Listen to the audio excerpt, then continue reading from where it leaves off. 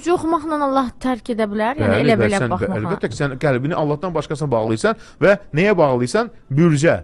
Onu oxuya, şeytan vəsvəsə edir ki, deməli, yaxşı olacaq, sən filan bürcənsən və ya filan bürcənsən. Yavaş-yavaş alışırsan. Alışırsan, əlbəttə şeytanın məqsədi nədir? Səni Allaha olan bağlılıqdan, etiqaddan çıxarsın ki, və düşünəsən ki, sənin həyatını idarə edən, dəyişən ulduzlardır.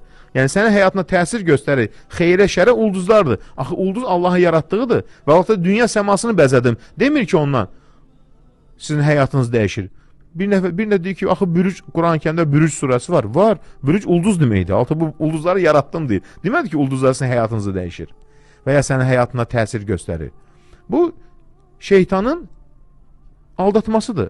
Burc sözü, ərəblə bürc sözü ulduz deməkdir. Ulduz deyirlər, burc. Amma bürclərlə əlaqəli deyil. Yoxdur, yəni bu, o Quran-Kərimdə deyilən onunla əlaqəsi yoxdur onun. Və ya bəzilərdə ki, həyatını buna bağlayır. Hətta yazır ki, bu il hansı ildir? Misal üçün deyir ki, mən neçənci doğum filan idi. Hə, bu il Əqrəb ilidir. Poema yazırlar belə. Əqrəb ilində nələr baş verəcək? Hardan bilsən bunlar baş verəcək? Allah'ın buyurub, yox. Hətta bəzilər buna bağlayır. Dovşan ili var? Var. Var.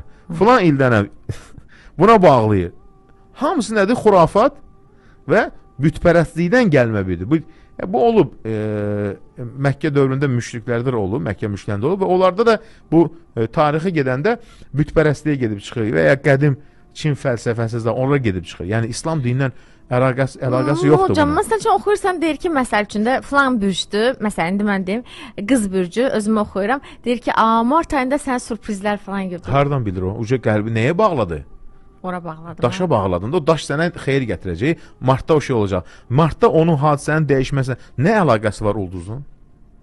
Nə əlaqəsi var da? Yəni, bunun nə əlaqəsi var ki? O zaman bu da şirk sayılır. Bəs, əlbəttə ki, bu küfür sayılır, bu şirkdən də pis sayılır ki. Çünki nəyə görə? Yəni, deyək ki, mart ayında bu bürcə görə. Yəni, o elə çıxır ki, o bürc mart ayında nəyisə dəyişəcək? Mən bilmirdim. Xeyrə dəyişəcək, şərə dəyişəcək. Doğru deyil, belə şey yoxdur dinimizdə.